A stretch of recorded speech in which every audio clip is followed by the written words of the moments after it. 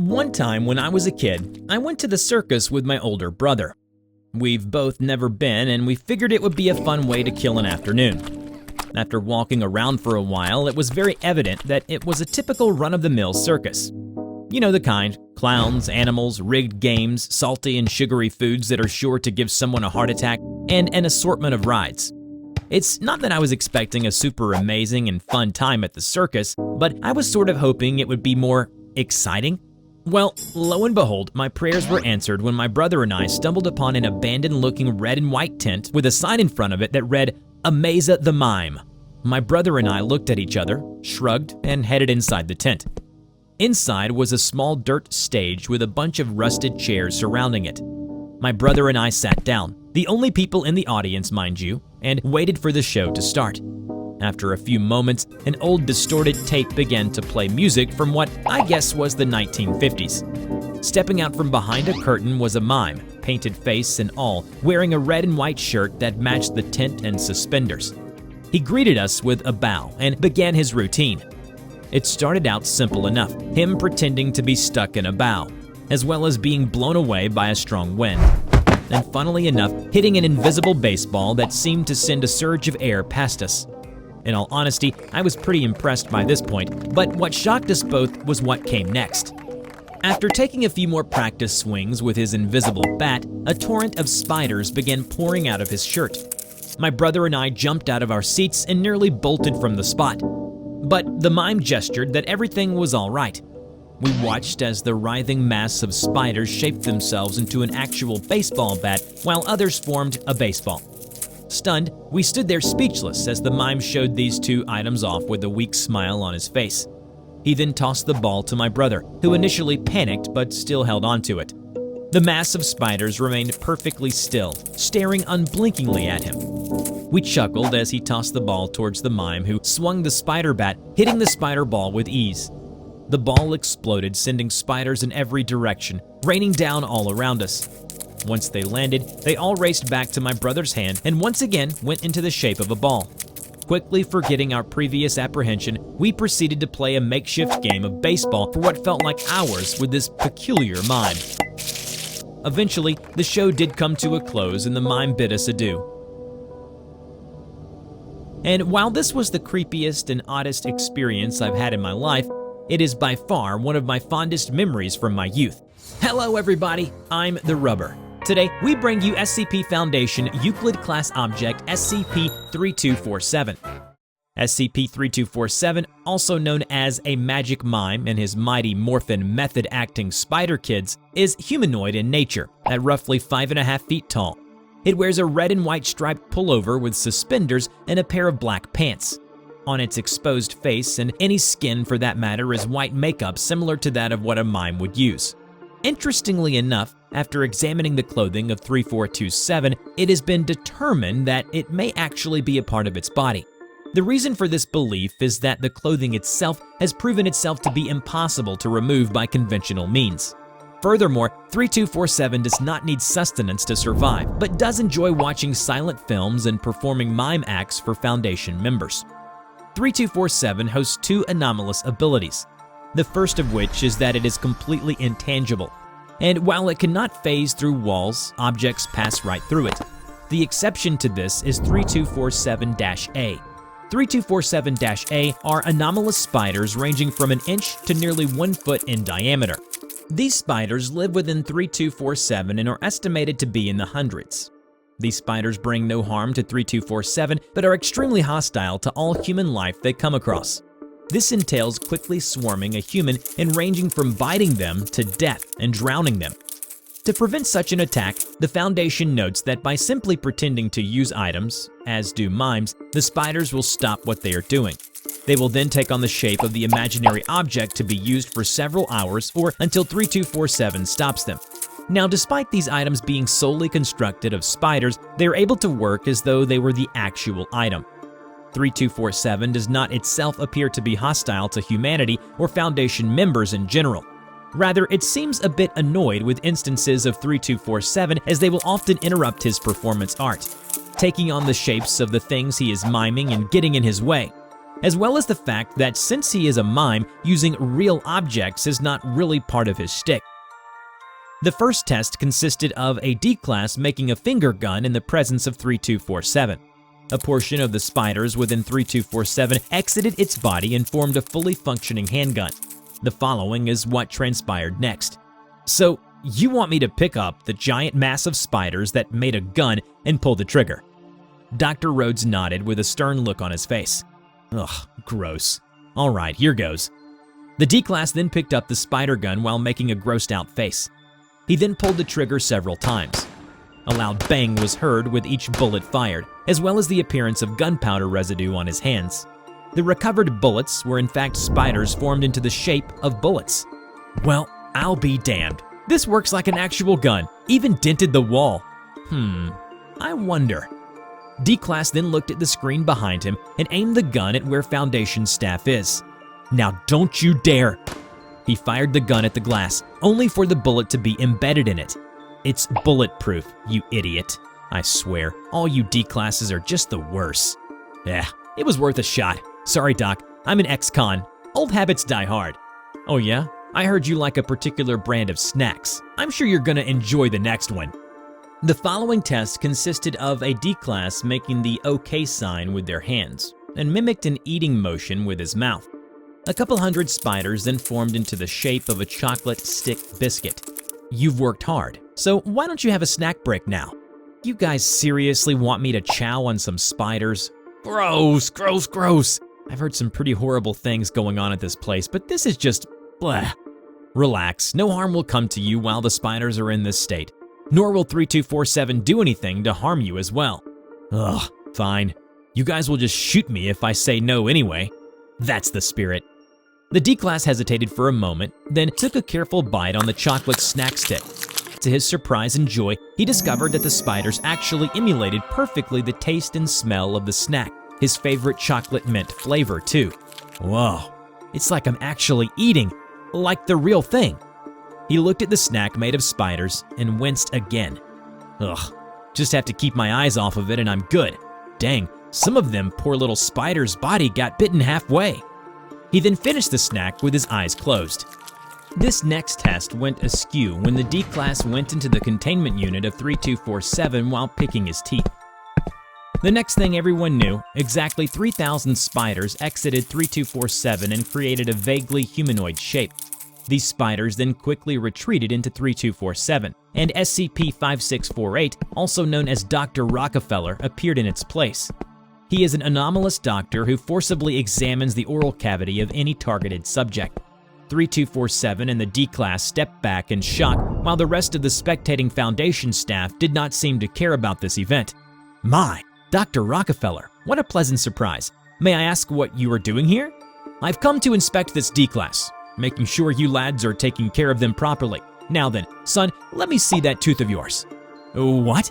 No. Hey, doctors, this isn't right. What is wrong with you? SCP-5648 approached the D-Class. He tried to fight him off, but 5648 had his mouth forced open and a molar was then ripped from his mouth. SCP-5648 lifted up and admired the tooth in the light, then bowed towards Dr. Rhodes and vanished. The D-Class was all curled up on the ground, shouting in pain, leaving Dr. Rhodes confused. Oh well, send in the next D-Class. The next D-Class entered the chamber and was instructed to wiggle his fingers as though they were a spider. A huge number of spiders then took on the shape of a giant spider that allowed the D-Class to sit on top of it. It then kicked and bucked around the room like a mechanical bull would. After the D-Class had its fun, he was asked to do another test. He shadowboxed in front of 3247, causing exactly 3,000 spiders to take on the form of a human. This Spider-Man then took up a fighting stance and challenged the D-Class. Ha! How cute. It wants to fight me. Good. I've been getting antsy being locked in this place. Time to put my boxing skills to work. By all means, have fun. The D-Class only managed to throw a few punches before getting chokeslammed into the ground by the Spider-Human. He was then mounted as the Spider-Human launched a torrent of punches down on him at high speed. Guards, subdue it! Several Foundation officers entered the containment unit and charged the humanoid before it could kill the D-Class. Despite this, the Spider-Man fought them all off before being brought down by numbers rather than skill. It broke my nose! God, it broke my nose. Oh, and my ribs too.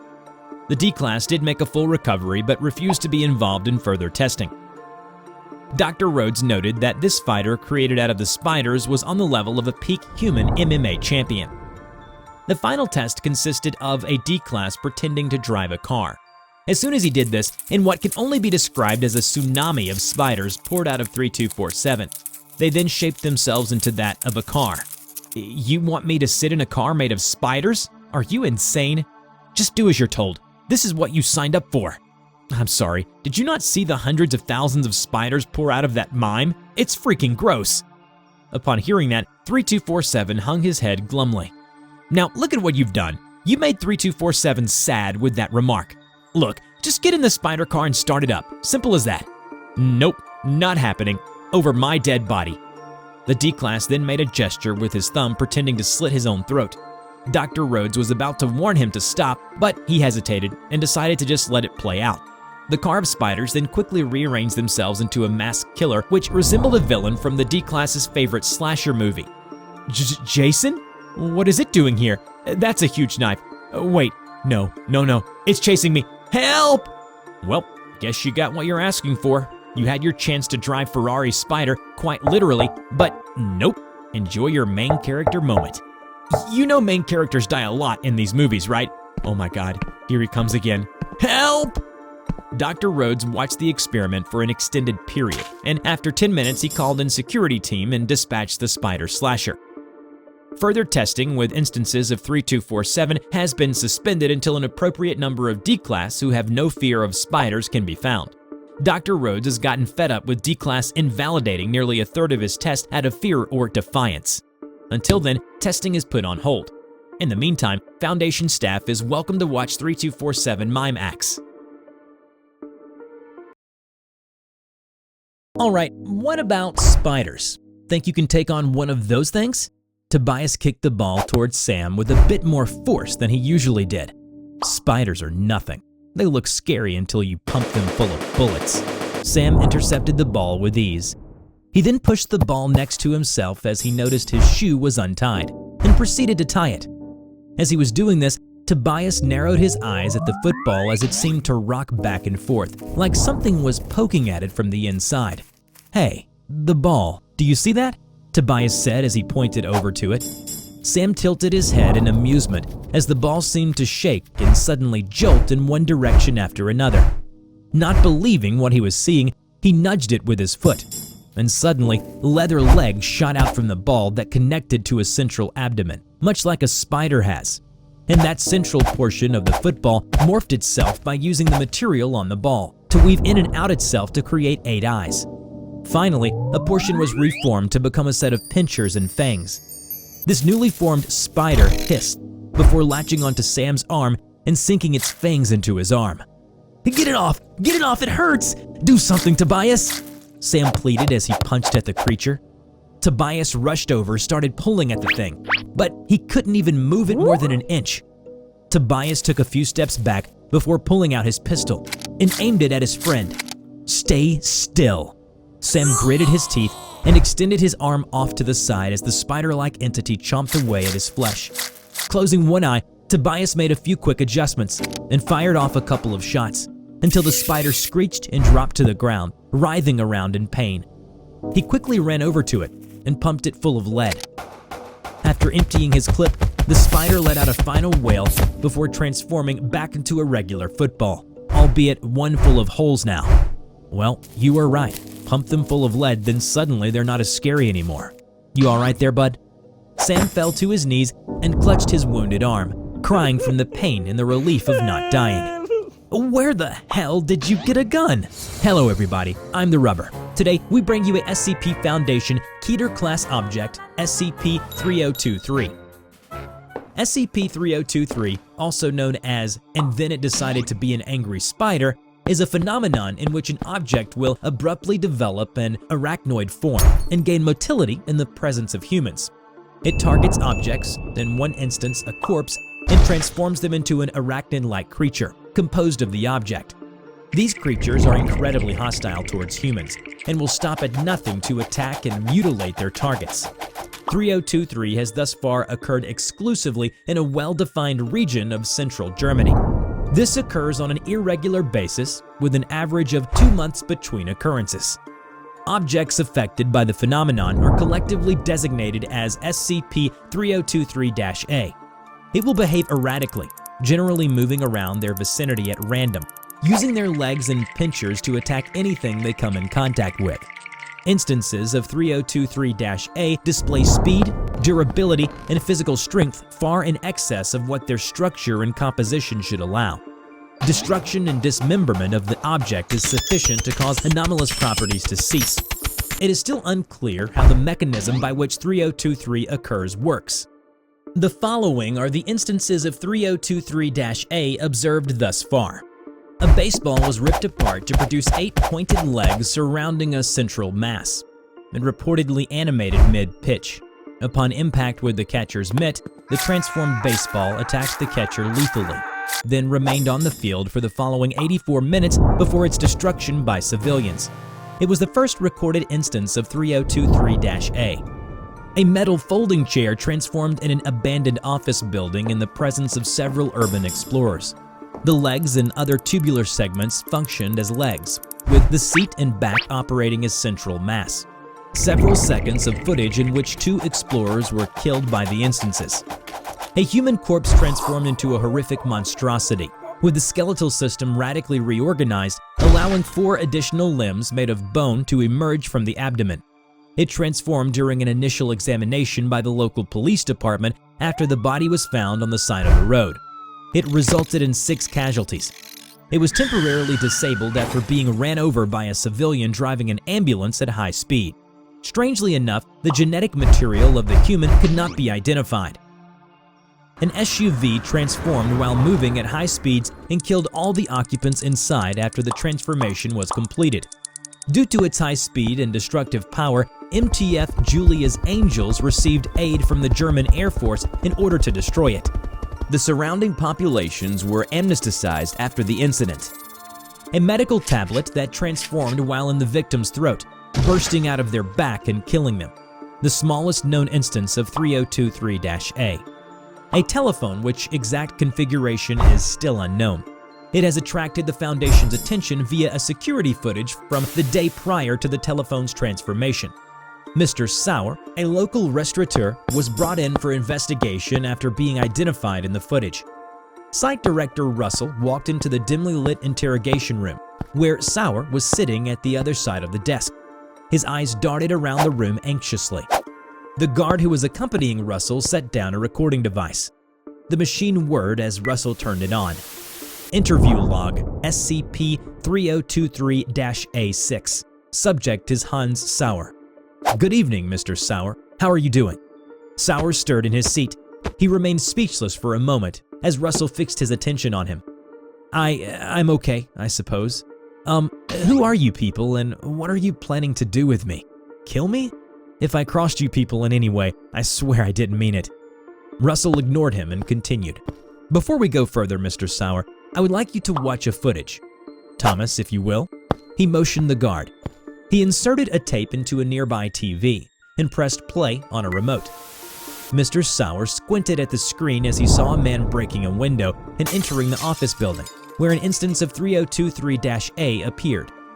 He watched in surprise as he noticed the person picking up the telephone was him, yet he had no recollection of it whatsoever. The telephone in question that would transform into 3023-A the next day. With great disgust, he cringed as he witnessed his jaw slowly creak open before finally cracking, and distending open far beyond normal, much like a snake's jaw would. From inside his throat, 4 thick tube-shaped tongues snaked their way out and slathered around on the phone for exactly 36 seconds before they retracted back down his throat.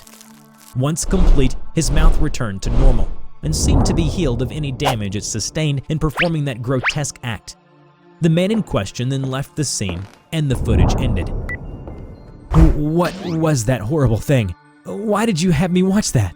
Because the person in the video is you. It is you, yes? Yeah, it would appear to seem so.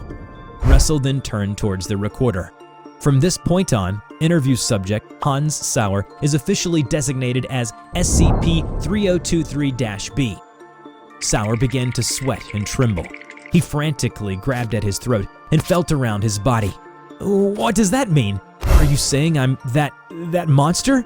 I have no memory of that. Oh God, those tentacle things, they're in my body, aren't they? What happened to me? We don't know what happened to you. When we took you to this place to give you a free medical examination, we discovered nothing extraordinary or abnormal about your body. Sauer pondered for a moment. Russell remained quiet and observed him. The air of silence was beginning to feel unbearable for Sauer. He cleared his throat and asked, "Then why am I still here? Clearly there's nothing wrong with me, so why have I been locked up in this place?" "There's nothing wrong with you, yet. We can never be too sure. After all, that is what we do here, 3023-B. What? Secure, contain, protect. Now then, you will remain here until the Council deems it otherwise. Or you die, whichever comes first. Do you have any questions, 3023-B? That number is not my name." "No, it is not." Russell gathered his files and rose from the seat. He smoothed out his suit and said, "But that's what we'll be calling you from now on."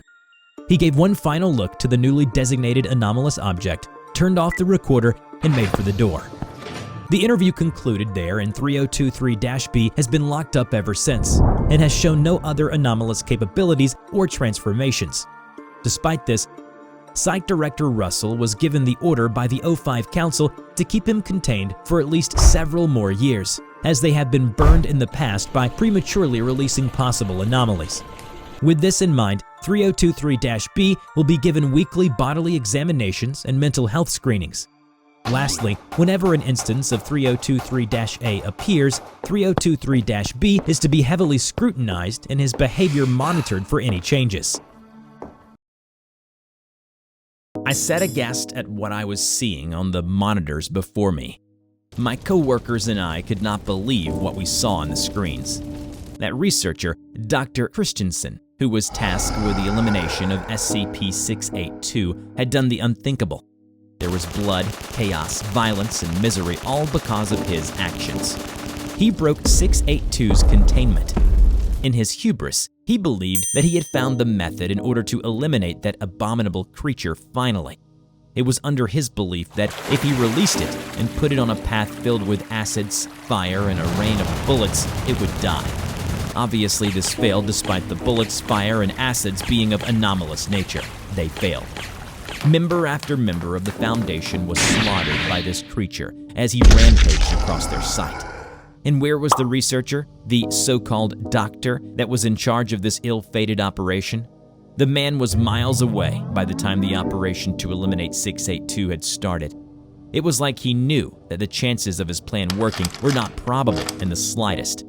Seeing that this was not going to work, Dr. Christensen chose to detonate the on-site nukes. Not only did this kill all of those hiding in the site, but all of those who would have escaped. And the great doctor just sped away in his vehicle. Thankfully, 682 was too weak to fight back properly after being heavily irradiated, which made the recontainment easier. Dr. Christensen, however, well, let's just say the MTF squad escorting him didn't like what he did and reported his location. A long list of Christensen's sins appeared on the screens in front of us, and we all shook our heads. So I gave Christensen another new assignment this week, a new assistant as well. Now let's see if the doctor can repent. 053 signing off. Hello everybody, I'm TheRubber. Today, we bring you SCP Foundation Heater Class Object SCP-5683. SCP-5683, also known as Will You Walk Into My Parlor, said a spider to a fly, is a large arachnid organism and has been marked for immediate termination as it presents a clear and ever-present threat to humanity. It is a monstrous spider that is kept under heavy sedation by the Foundation in order to buy time to learn how to terminate it. And should it shake off the heavy sedation, the containment in which it is held is flooded with acid. 5683 is capable of thinking, though not on the level of a human, but it can watch and learn, and strategize when hunting its prey.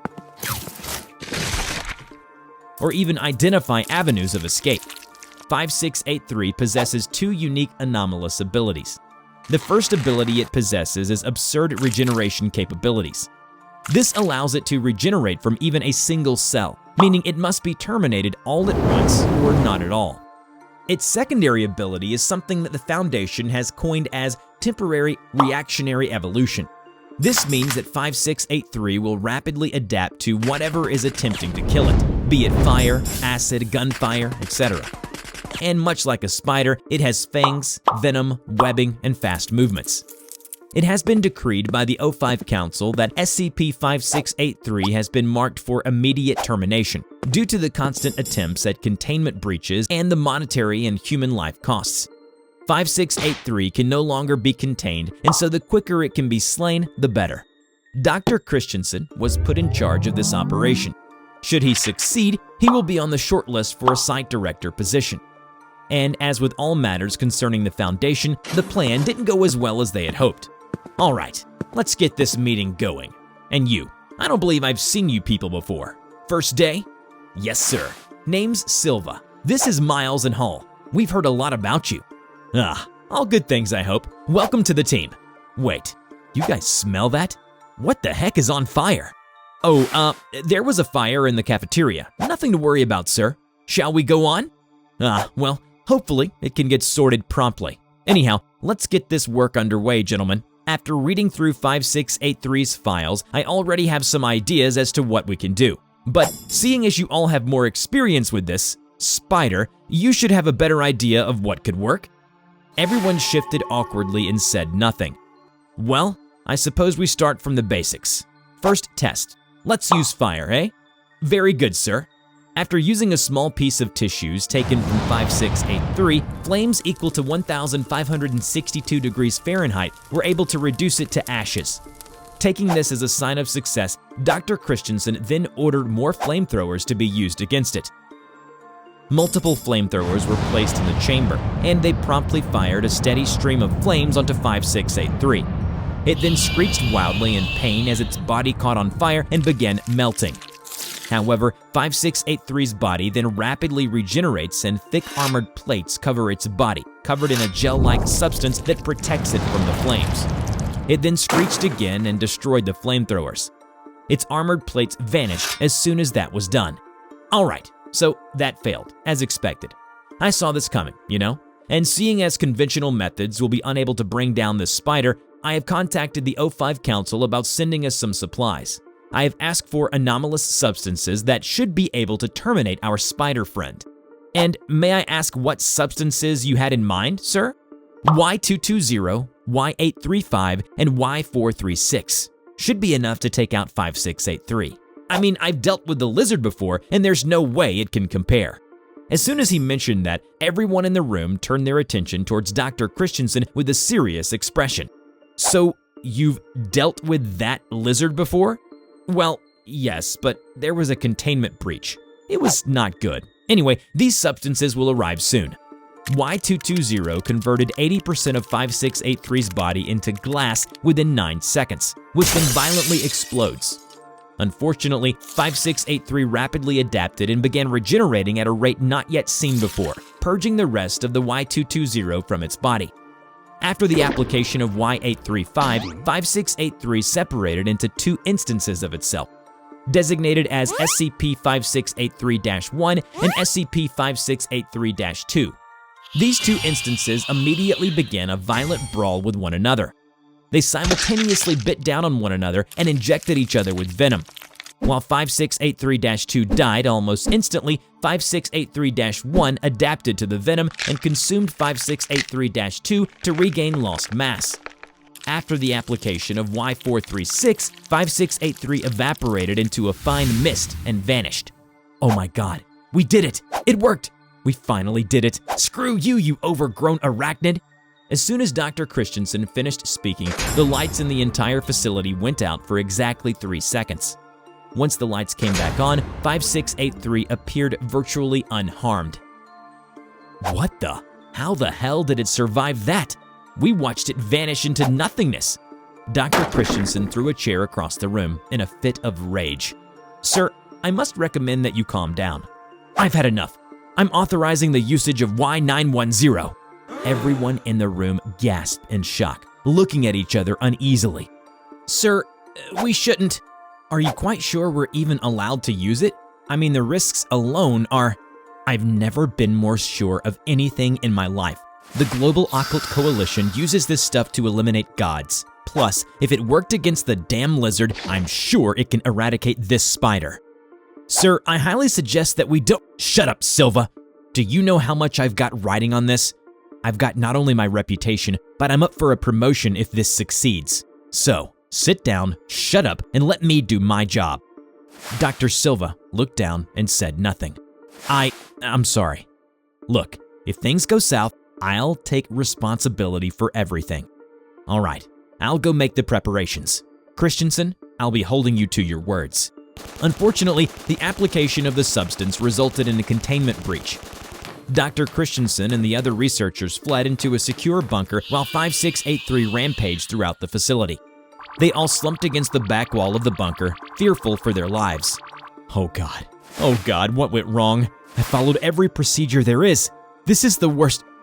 Wait, what's that smell? Ugh, it's foul. 5683, I think it reached the reactor. It's my fault, sir. What do you mean by that? They all looked at Dr. Silva, who only looked down and said nothing. Silva, what the hell did you do? I went against your orders. I couldn't let you use Y910. I'm sorry. Why you? It's my job, my duty, to oppose actions that I believe are ill-advised. What you were going to do was… Shut up! Do you know how many have died because of that? All you had to do was follow my orders and things would have been fine. But there are procedures, sir, for reasons. You know it yourself, that it's unwise to use it. No, I see what you're trying to do. You're trying to turn me into a scapegoat. You caused this mess, not me. I swear to God, I will report you to the council once we get out of here. We can't, sir. This bunker won't protect us from the reactor exploding. Oh no. No! Suddenly, 5683 broke down the door and rushed in, screeching like crazy. Make a run for it. I'll distract it. If you all can get out, you can get help. Ugh! Dr. Christensen suddenly shoved Silva into 5683. I'm sorry, Junior. This is the only way. Wait. What? Dr. Silva had seemingly regained his composure in front of 5683. It didn't react. Instead, it vanished. I was hoping that you've learned your lesson, Christensen. I gave you a chance just then, so you can show signs of perhaps guilt and hopefully redeem yourself. Yet, you've squandered it. How very disappointing. Dr. Miles, Dr. Hall, and the security chief stepped into the bunker through the torn open door. What? Where did 5683 go? What's happening? It appears you've exposed yourself as the moronic fool you really are, Doctor. What are you talking about? Is this some kind of sick joke? You worked with the lizard before, yes? Why don't you explain how you were the only one to escape that event? All those people on site died because of you. I mean, the MTF squad got you in the end, but you planned it all out so perfectly, right? All to make sure that lizard didn't get you, at least. Who are you people? What do you want from me? To accept responsibility. Dr. Christensen tried to flee from the room, but a chain suddenly appeared around his neck, yanking him back in place. Stop, please. I'm sorry. Please forgive me. No, you don't mean that. It appears another lesson is needed until you get it. But I suppose it's too late for that now. Dr. Silva snapped his fingers. The bunker collapsed, transforming into a hellscape full of blood and fire that stretched endlessly into a void. We are the jury, and you've been judged. Accept your punishment, Christensen. The chain tightened around his neck and dragged Dr. Christensen into darkness. He was screaming nonstop, begging for mercy. As he was being dragged across the ground, slamming into every corner, he saw all of the walls of the site fell down, revealing an irradiated wasteland, blood, fire, and smoke. It was the site which he had destroyed to save himself. He did not learn his lesson. It is done. He paid for his sin,